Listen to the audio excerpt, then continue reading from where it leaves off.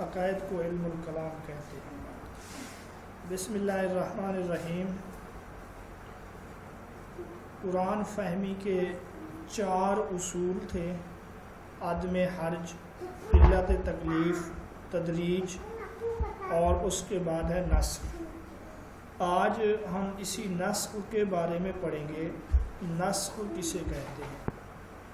تو نسخ اس کا لغوی معنی ہے زائل کرنا، مٹانا، منتقل کرنا۔ نسخ کا لغوی معنی ہے زائل کرنا، منتقل کرنا، مٹانا۔ اور اصول فقہ میں کسی حکم شرعی کو بعد میں آنے والی دلیل شرعی کے ذریعے سے ختم کر دینا نسخ کہلاتا ہے۔ کسی حکم شرعی کو بعد میں آنے والی دلیل شرعی کے ذریعے سے ختم کرنا نسخ کہلاتا ہے۔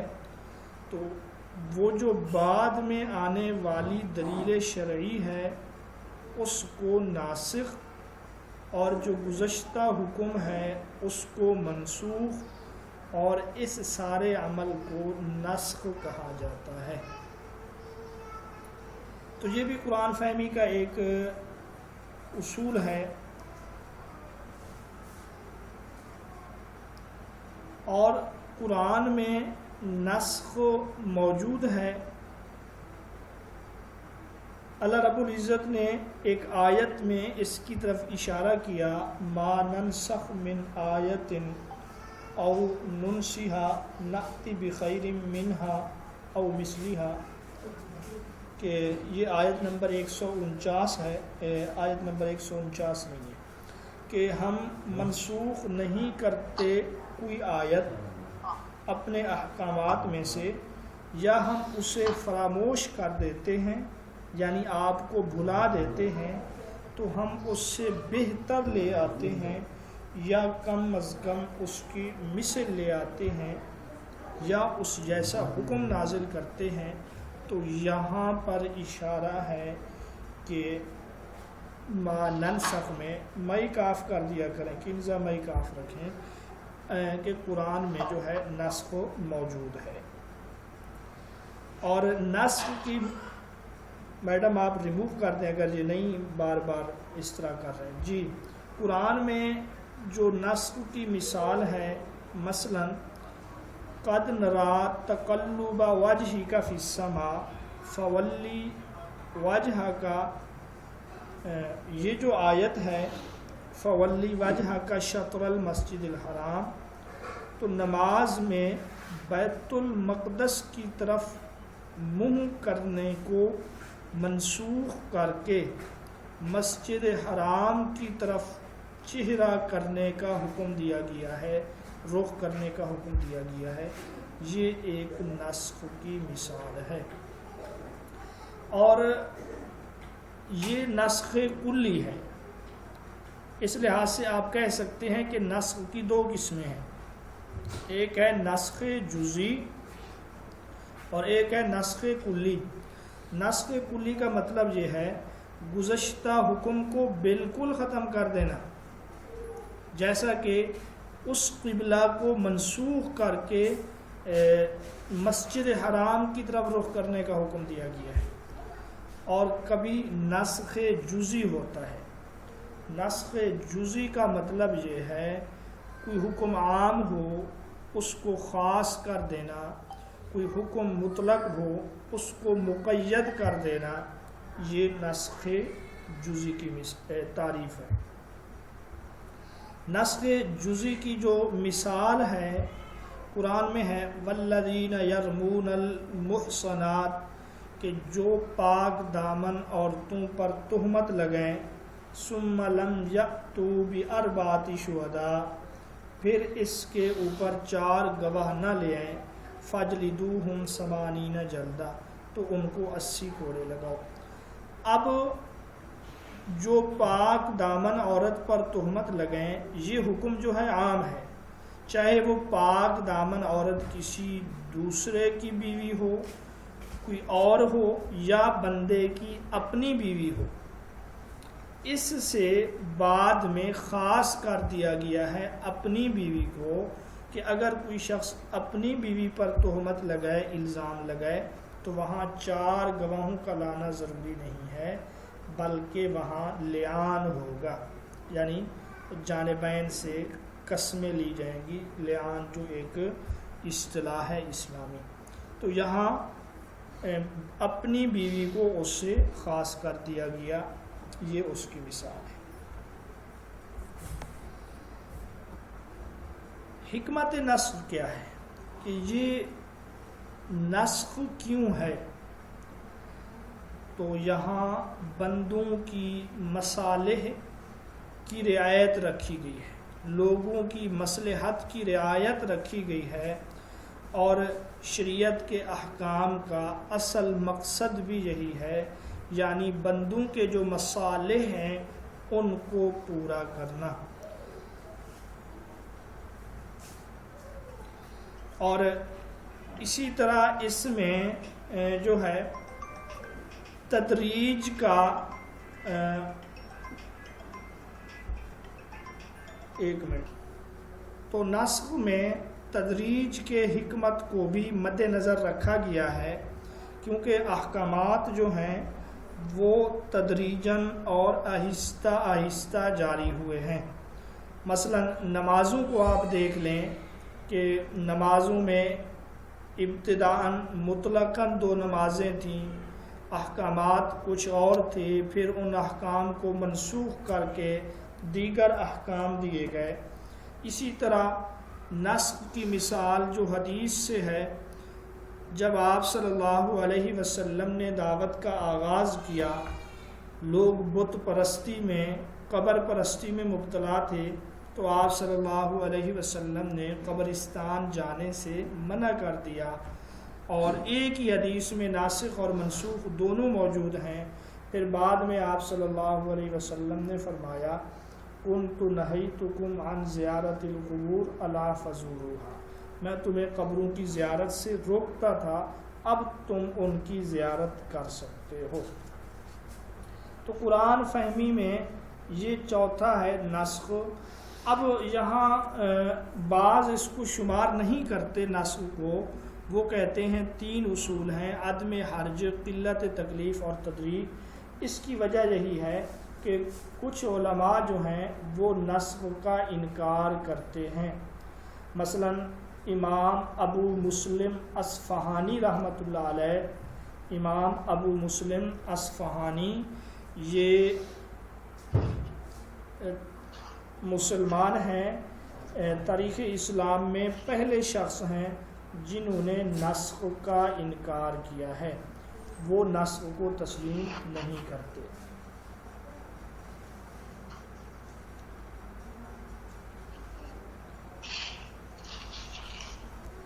تو یہ قرآن فہمی کے 4 اصول ہو گئے۔ اس کے بعد ہمارے سبق کا جو حصہ ہے وہ ہے فقہ بعہد نبوی و صحابہ۔ اس کا مطلب یہ ہے فقہ کے جو مختلف ادوار ہیں، ہم نے ان ادوار کے بارے میں دیکھنا ہے کہ فقہ کا پہلا دور کون سا ہے، دوسرا اور تیسرا دور جو ہے وہ کون سا ہے۔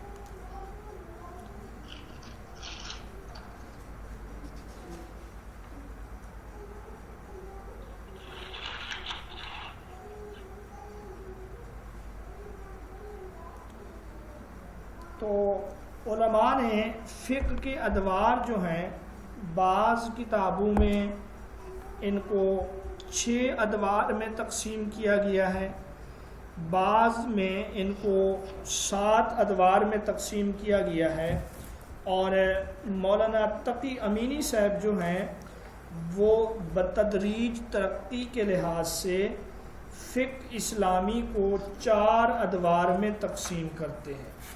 وہ کیا کہتے ہیں؟ فقہ کے کتنے ادوار ہیں؟ 4۔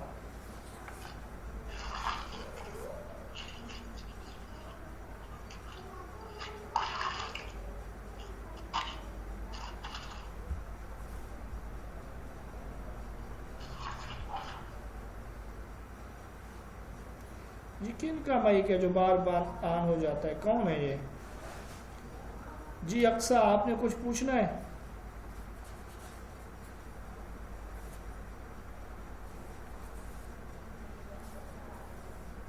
جی اقصا،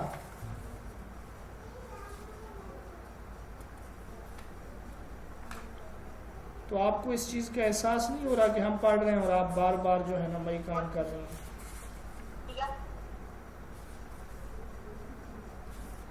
نہیں سر، میرا مائک آن نہیں ہوا۔ نہیں یہ اور اقصا ہے، یہ گڑی ہے، پتہ نہیں گری اقصا ہے۔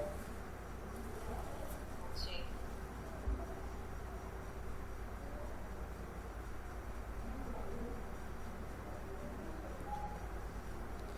جی، تو فقہ اسلامی کا جو پہلا دور ہے وہ عہد نبوی ہے،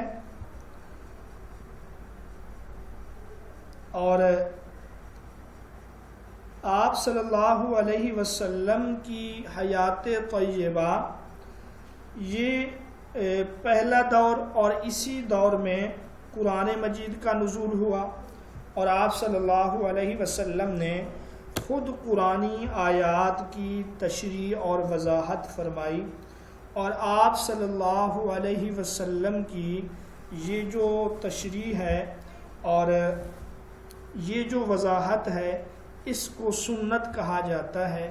یہ تشریح اور وضاحت آپ صلی اللہ علیہ وسلم کا قول سے بھی ہے، فعل سے بھی ہے، اور اسی طرح تقریر سے بھی۔ تو یہ قول، فعل یا تقریر جو ہے اس کو سنت کہا جاتا ہے۔ یہ جو دور ہے فقہا اس دور کو فقہ الوحی کے دور سے تعبیر کرتے ہیں۔ فقہ الوحی یعنی وحی کا دور، آپ صلی اللہ علیہ وسلم کا جو دور حیات ہے اور فقہ کا جو پہلا دور ہے اس کو فقہ الوحی بھی کہتے ہیں، یعنی ایسا دور جو وحی پر مبنی تھا، کیونکہ آپ صلی اللہ علیہ وسلم جو کچھ بھی ارشاد فرماتے تھے وما ينطق عن الهوى ان هو الا وحی یوحی، کہ آپ خواہش نفس سے کچھ نہیں بولتے تھے، آپ جو بھی بولتے تھے وہ وحی یا قرآن تو ایک وحی ہی ہے جو آپ صلی اللہ علیہ وسلم کی طرف بھیجی جاتی ہے۔ سب کے پاس آواز کٹ رہی ہے؟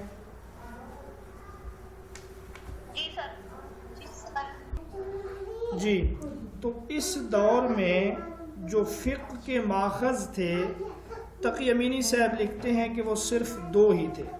عہد نبوی میں جو فقہ کا پہلا دور ہے دو ماخذ تھے، ایک ہے قرآن حکیم اور ایک ہے تشریحات نبوی صلی اللہ علیہ وسلم۔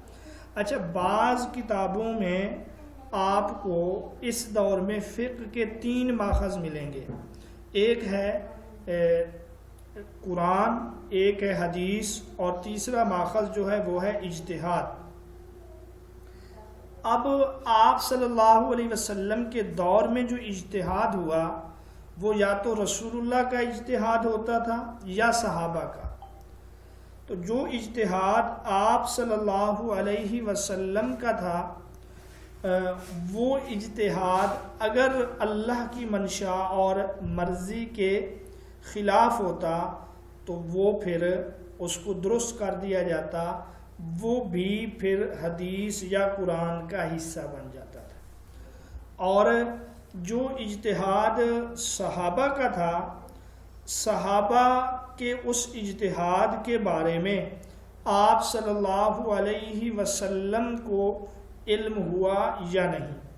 اگر آپ صلی اللہ علیہ وسلم کو اس اجتہاد کے بارے میں علم ہو جاتا، پھر اگر وہ اجتہاد قرآن و سنت کے مطابق ہوتا تو آپ اس پر خاموشی اختیار کرتے جو کہ حدیث تقریری کے درجے میں ہے، اور اگر آپ صلی اللہ علیہ وسلم کو اس اجتہاد کے بارے میں پتہ نہ چلتا، یعنی کسی ایسے جگہ پہ صحابہ نے اجتہاد کیا آپ تک اس کی خبر نہیں آئی، تو یہ ایک صحابی کا اجتہاد ہے، اگر درست ہے تو اس کو دوہرا اجر ہے، اور اگر درست نہیں ہے تو اس کے لیے ایک اجر ہے۔ ٹھیک ہے، یہ بات سمجھ آ گئی آپ لوگوں کو؟ جی سر۔ جی، اسی دور میں جو ہے بنیادی مصدر وہ قرآن مجید کو بنیادی حیثیت حاصل رہی ہے، اور قرآن فہمی میں یہ جو عدم حرج ہے، قلت تکلیف ہے، تدریج ہے، نسخ ہے، ان کا تعلق رسول اللہ کے زمانے سے تھا۔ آپ کے بعد یہ چیزیں کیا ہیں، کیونکہ قرآن میں نسخ نہیں ہے وغیرہ۔ جی، فقہ کا جو دوسرا دور ہے وہ ہے دور خلفائے راشدین۔ یہ فقہ اسلامی کا دوسرا دور ہے اور یہ عہد خلافت راشدہ ہے۔ اس دور کی جو خصوصیت ہے وہ یہ ہے کہ آپ صلی اللہ علیہ وسلم نے اس کو دور ہدایت کی سند عطا فرمائی ہے۔ آپ صلی اللہ علیہ وسلم نے ان کے لیے دعا بھی کی ہے، اور آپ نے امت کو یہ حکم بھی دیا ہے، علیکم بسنتی و سنت الخلفاء الراشدین۔ اور اس دور میں ایک کام ہوا، تدوین قرآن مجید، اور اسی دور میں اجماع کا اضافہ بھی ہوا۔ اسی دور میں اجماع کو منظم شکل دی گئی، کیونکہ جو صاحب صلاحیت لوگ ہوتے تھے ان پر مشتمل ایک کمیٹی کی تشکیل عمل میں لائی گئی، اور حتی الامکان یہ کوشش بھی رہا ان کا کہ جو ایسے لوگ ہیں صلاحیت والے، ان کو مدینہ سے باہر نہ جانے دیا جائے، کیونکہ کسی بھی معاملے میں ان کی ضرورت پیش آ سکتی ہے۔ اچھا، اس دور میں ایک تو تدوین قرآن، جس میں حفاظت قرآن کا پہلو بھی شامل ہے۔ حفاظت قرآن کے جو ذرائع ہیں ان میں سے ایک یہی تدوین قرآن ہے، اور یہاں خلفائے راشدین میں عہد عثمانی میں جمع قرآن کا کام بھی ہوا، یعنی پوری امت کو ایک قرات پر جمع کیا گیا، اور پھر قرآن کے 7 نسخے تیار کیے گئے جو مختلف علاقوں میں بھیج دیے گئے۔ ٹھیک ہے، یہ فقہ اسلامی کا دوسرا دور کہلاتا ہے۔ ہر خلیفہ کے اپنے اجتہاد بھی تھے۔ اس دور میں جو مشہور فقہا ہیں ان میں خلفائے راشدین ہیں، حضرت عبداللہ بن مسعود ہے، حضرت ابو موسیٰ اشعری ہے، حضرت معاذ بن جبل ہیں، حضرت ابی بن کعب، حضرت زید بن ثابت، حضرت عائشہ رضی اللہ تعالی عنہ، یہ سب اس دور کے ان میں سے ہیں، فقہا میں سے۔ اچھا، اس دور میں صحابہ کے درمیان اختلافات بھی ہوئے قرآن حکیم کے سمجھنے میں، اور اس اختلاف کے کچھ اسباب تھے۔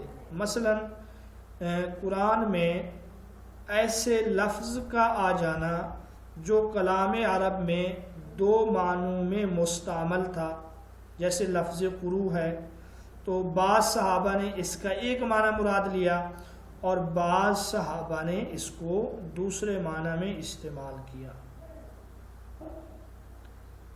اسی طرح 2 مختلف حکم اس قسم کے ہوتے تھے کہ ایک حکم کے بعض اجزاء کو دوسرے حکم میں شامل کرنے کی گنجائش ہوتی تھی، اور اس طرح دونوں حکموں کا بعض اجزاء میں تعارض ہوتا، ایک سے ایک بات ثابت ہو رہی ہوتی اور دوسرے سے اس کا خلاف ثابت ہو رہا ہوتا۔ اس وجہ سے بھی صحابہ میں اختلاف ہوا۔ جیسے ایک عورت فوت ہو گئی، ایک مرد فوت ہوا، اس کی بیوی جو ہے بیوہ وہ حاملہ بھی ہے، اور اب وہ حاملہ کی عدت گزارے یا متوفی عنہا زوجہا والی عدت گزارے، تو اس حوالے سے بھی اختلاف ہو جاتا۔ تو میری آواز سب کے پاس کٹ رہی ہے؟ جی سر۔ اچھا، بعض اوقات اس وجہ سے بھی اختلاف ہوتا کہ کچھ صحابہ کو ایک حدیث کے بارے میں علم ہوتا تھا اور بعض صحابہ کو اس حدیث کے بارے میں علم نہیں ہوتا تھا، تو اس بنا پر بھی آپس میں اختلاف ہو جاتا تھا۔ یہ میں نے آپ کو 3 وہ بتلائے ہیں اسباب اختلاف کے۔ فقہ کا جو تیسرا دور ہے، دوسرا سبب دوسرا سبب یہ تھا کہ 2 مختلف حکم اس قسم کے ہوتے تھے کہ ایک حکم کے بعض اجزاء کو دوسرے حکم میں شامل کرنے کی گنجائش ہوتی تھی، اور اسی طرح دونوں حکموں کا بعض اجزاء میں تعارض ہوتا تھا، یعنی بعض اجزاء میں وہ ایک دوسرے میں شامل سمجھے جاتے تھے اور بعض اجزاء میں ان کا تعارض ہوتا تھا۔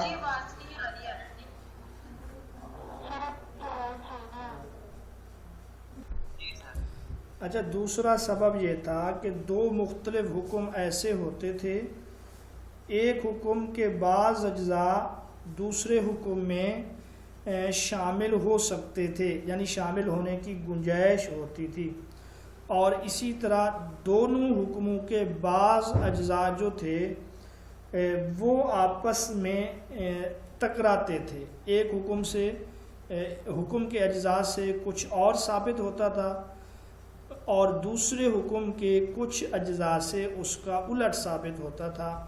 اس حوالے سے بھی صحابہ کا آپس میں اختلاف ہو جاتا تھا۔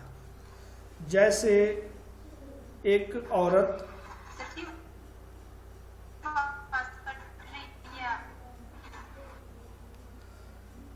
پھر آواز کٹ رہی ہے میری؟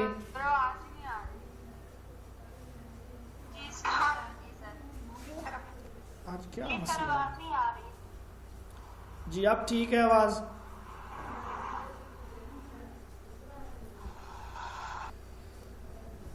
مثلا اس کی مثال جیسے جس عورت کا شوہر فوت ہو گیا تو اس کی عدت سے متعلق ایک آیت سے پتہ چلتا ہے اس کی عدت 4 ماہ 10 دن ہے، یہ آیت مطلق ہے۔ اس آیت سے پتہ چلتا ہے کہ عورت حاملہ کا بھی یہی حکم ہے، لیکن طلاق والی حاملہ عورت کی عدت کے بارے میں یہ ہے کہ اس کی عدت وضع حمل ہے۔ اس وجہ سے جس حاملہ عورت کے شوہر کا انتقال ہو جائے تو یہ دونوں آیتوں کے تحت آ سکتی ہے، اسی لیے صحابہ کا اس معاملے میں اختلاف ہوا۔ اچھا، فقہ کا جو تیسرا دور ہے یہ ہے تاسیسی دور، یعنی اسی دور میں فقہ کی بنیاد رکھی گئی۔ یہ دور حضرت امیر معاویہ کی حکومت سے شروع ہو کر 2 صدی ہجری کی ابتدا تک رہتا ہے۔ یہ دور جو ہے حضرت امیر معاویہ کی جو حکومت ہے 41 ہجری، یہاں سے شروع ہو کر 2 صدی ہجری کی ابتدا تک رہتا ہے۔ آپ دوسرے الفاظ میں یہ بھی کہہ سکتے ہیں کہ یہ فقہ اسلامی کا تیسرا دور یہ عہد بنو امیہ ہے۔ تو اس دور کا آغاز ہوا 41 ہجری میں اور اس کا اختتام ہے 142 ہجری۔ اور اس دور کی ایک خصوصیت یہ ہے کہ حضرت عمر بن عبدالعزیز رحمۃ اللہ علیہ نے باقاعدہ تدوین حدیث کا آغاز کیا اور محدثین نے اس کام کے لیے دن رات وقف کر دیے۔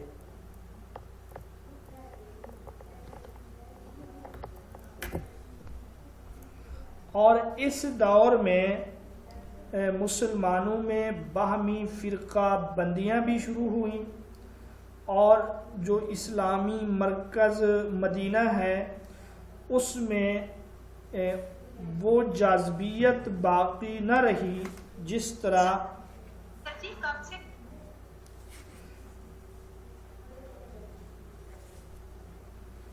تو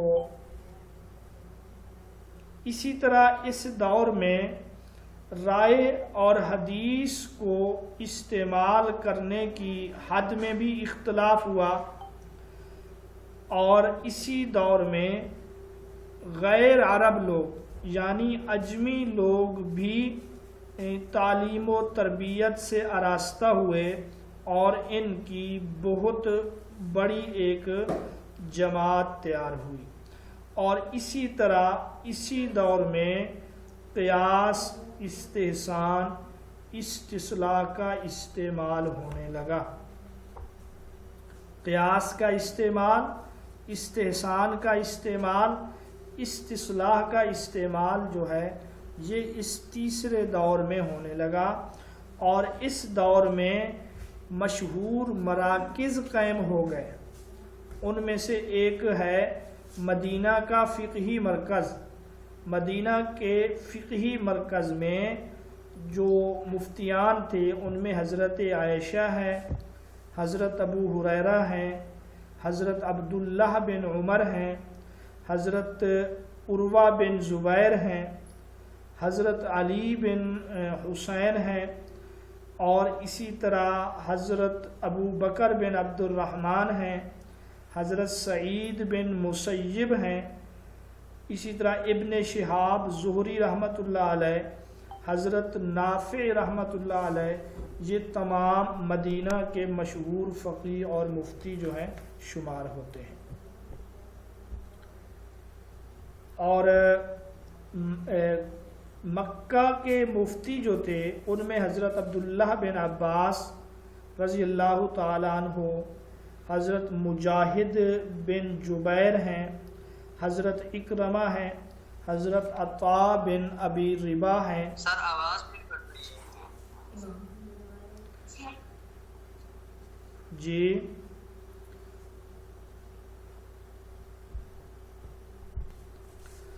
کوفہ کے جو مفتیان کرام ہیں ان میں حضرت عبداللہ بن مسعود، حضرت عامر بن شرحبیل، حضرت علقمہ، حضرت مسروق، اسود بن یزید نخعی، اور قاضی شریح بن حارث کندی، یہ کوفہ کے بڑے مفتی شمار ہوتے تھے، فقیہ شمار ہوتے تھے۔ بصرہ کے جو اس دور میں مشہور فقیہ تھے ان میں خادم رسول حضرت انس بن مالک ہیں، اور اسی طرح جو ہیں حضرت انس کے غلام اور ان کے شاگرد ہیں محمد بن سیرین رحمۃ اللہ علیہ، اسی طرح ہیں حضرت قتادہ، اسی طرح ہیں حضرت ابو العالیہ۔ شام کے جو فقیہ اور مفتی تھے حضرت عبد الرحمن بن غنم اشعری، یہ صحابی ہیں، حضرت مکحول، اسی طرح حضرت رجا بن حیات الکندی، حضرت رجا بن الحیات الکندی، یہ وہی ہیں جنہوں نے سلیمان بن عبد الملک کو مشورہ دیا عمر بن عبدالعزیز کو خلیفہ بنانے کا۔ اسی طرح شام کے فقیہ اور مفتیان میں حضرت عمر بن عبدالعزیز بھی آتے ہیں۔ مصر کے جو مفتی اور فقیہ تھے حضرت عبداللہ بن عمرو بن عاص، اور اسی طرح حضرت یزید بن حبیب، حضرت عبداللہ بن عمرو بن عاص جن کا صحیفہ صادقہ ہے۔ اور یمن کے جو مفتی اور فقیہ تھے ان میں حضرت وہب بن منبع آتے ہیں، حضرت طاؤس کا بھی ان میں تذکرہ آتا ہے۔ سر مصر دوسرے کون ہیں؟ مصر میں دوسرے جو ہیں حضرت یزید بن ابی حبیب، اور اسی طرح یحییٰ بن ابی کثیر، وہب بن منبہ، حضرت طاؤس، یہ یمن کے فقیہ اور مفتی۔